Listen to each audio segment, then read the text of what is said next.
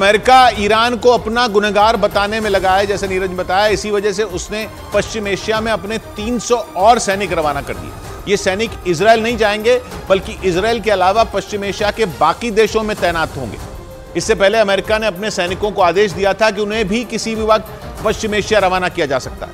मतलब आखिरकार अमेरिका ने पश्चिम एशिया में पहले से मौजूद अपने सैनिकों की मदद के लिए 300 अतिरिक्त सैनिक भेज ही दिए, ताकि पश्चिम एशिया में ईरान जैसे अमेरिका के दुश्मन उसके जवानों का बाल भी बांका न कर सके। इजराइल के हमास के खिलाफ जंग का ऐलान करने के बाद से बीते 2 हफ्तों में पश्चिम एशिया में अमेरिका की सेना पर कम से कम 27 हमले हो चुके हैं। 16 हमले इराक में और 11 हमले सीरिया में। दोनों जगह अमेरिका की सेना के अड्डों पर ड्रोन और रॉकेट गिराए गए। और इराक और सीरिया वो देश हैं जहां ईरान की तूती बोलती है।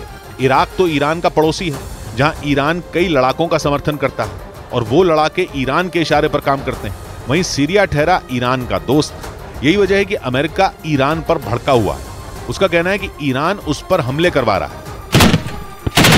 इसलिए अमेरिका ईरान से बचने के लिए पश्चिम एशिया में थार्ड और पेट्रियट जैसे अपने ताकतवर एयर डिफेंस सिस्टम भी तैनात कर चुका है। और अब अमेरिका ने अपने 300 और सैनिकों को पश्चिम एशिया भेज दिया, क्योंकि अगर अमेरिका ने यह सब नहीं किया तो उसके 45,000 से ज्यादा सैनिकों की जान पर बना सकती है, जो कि पश्चिम एशिया में तैनात है। ईरान उन्हें निशाना बना सकता है।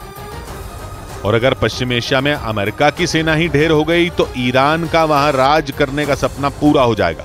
और ईरान के हाथों अमेरिका अपनी इतनी बड़ी हार किसी कीमत पर बर्दाश्त नहीं कर सकता। पूरे पश्चिम एशिया में अमेरिका के 45,400 सैनिक और कॉन्ट्रैक्टर फैले हुए हैं। सीरिया में उनकी संख्या 900 है तो इराक में 2,500। दोनों देशों में अमेरिका आतंकी संगठन ISIS से लड़ रहा है। पश्चिम एशिया के छोटे से देश कुवैत में अमेरिका के सबसे ज्यादा 13,500 सैनिक मौजूद हैं। अमेरिका 1991 से ही वहां है। वहीं बहरीन, कतर, UAE और ओमान में भी अमेरिका की सेना है। और अपने पुराने साथी सऊदी अरब में अमेरिका ने 2,700 जवान उतारे हुए हैं। जॉर्डन और इजराइल में भी अमेरिका के सैनिक हैं। और अब पश्चिम एशिया में इन 45,000 से ज्यादा जवानों में अमेरिका के 300 सैनिक और जुड़ने वाले हैं। क्योंकि ईरान की धमकियां बंद होने का नाम ही नहीं ले रही।